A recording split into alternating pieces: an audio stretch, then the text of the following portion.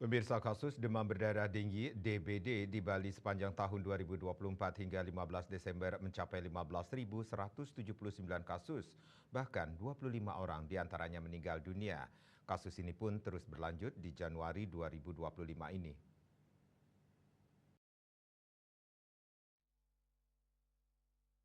Mengantisipasi peningkatan kasus DBD, Kepala Dinas Kesehatan Dinkes Provinsi Bali, Igede Anom, telah menginstruksikan kepada Dinkes Kabupaten Kota untuk melakukan upaya pencegahan penyebaran DBD.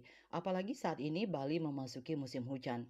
Upaya tersebut dengan melaksanakan upaya mencegah penyebaran DBD antara lain dengan menggerakkan masyarakat dalam pemberantasan sarang nyamuk PSN melalui kegiatan 3M+.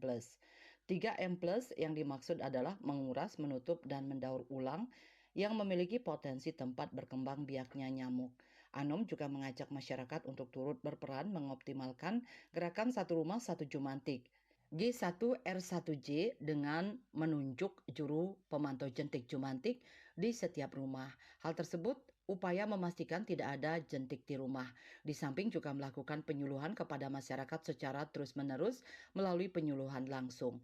Penyuluhan difokuskan kepada pencegahan dan pengenalan tanda-tanda bahaya dengue sehingga tidak terjadi keterlambatan dalam merujuk pasien sejak dari lingkungan masyarakat.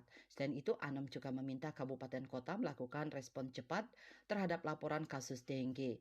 Fasilitas kesehatan yang melayani dan merawat pasien DBD wajib dalam 3 jam melaporkan kepada Dinas Kesehatan agar segera dilakukan tindakan penyelidikan epidemiologi dalam 1 kali 24 jam. Anom juga menyampaikan agar terus melaksanakan kegiatan pencegahan dan pengendalian DBD secara efektif dan berkoordinasi dengan pihak terkait untuk mengantisipasi peningkatan kasus DBD.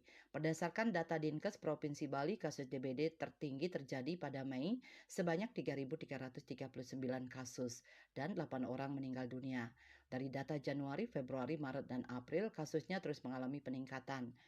Januari 709 kasus, Februari 908 kasus dan 1 orang meninggal, Maret 1659 kasus dan 3 orang meninggal, dan April 2623 kasus dan 6 orang meninggal.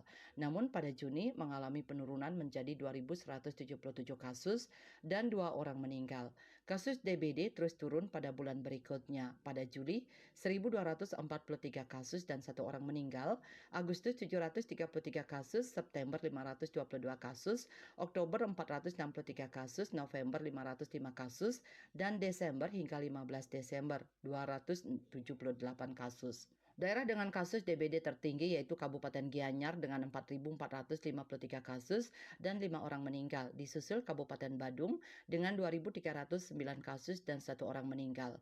Kemudian Kabupaten Buleleng 1.821 kasus, Tabanan 1.519 kasus dan 4 orang meninggal, Kota Denpasar 1.260 kasus dan 9 orang meninggal, Kabupaten Klungkung 1.255 kasus dan 3 orang meninggal, Bangli 1.220 kasus, 1 orang meninggal, Karangasem 1.019 kasus, 2 orang meninggal, dan Kabupaten Jembrana 323 kasus. Winata melaporkan.